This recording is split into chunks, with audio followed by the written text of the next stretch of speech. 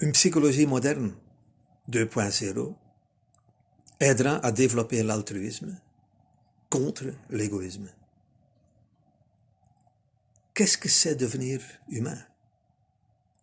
Qu'est-ce qui différencie l'homme des autres animaux, y compris les singes évolués?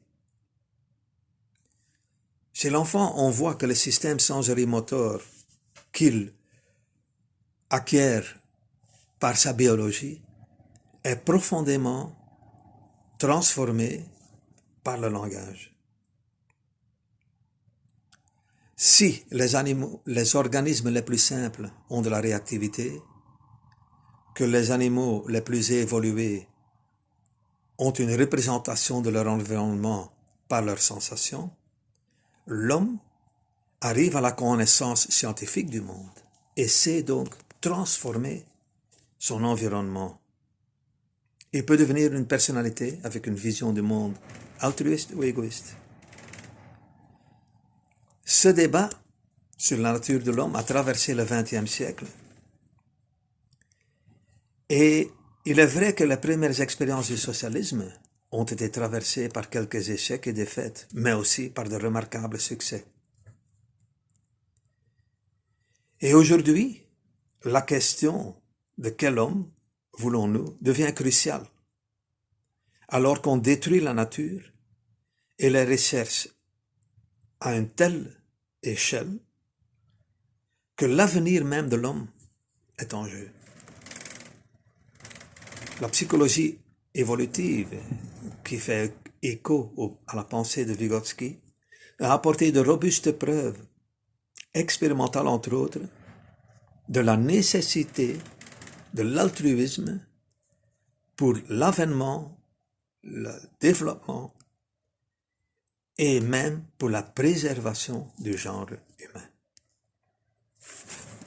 L'égoïsme prôné par l'ultralibéralisme fait de plus en plus naufrage.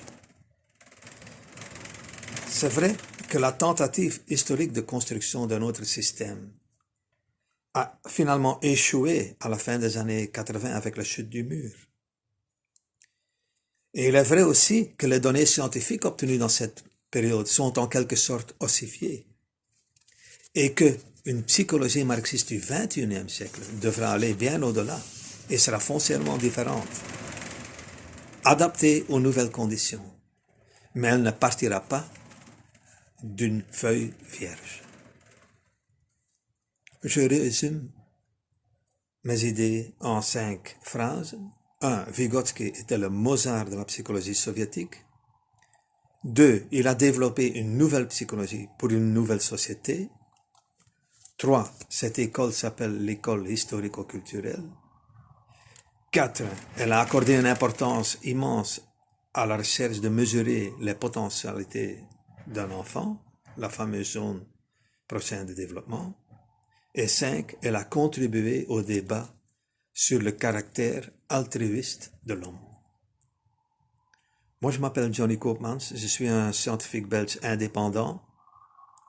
Je suis spécialiste de Vygotsky.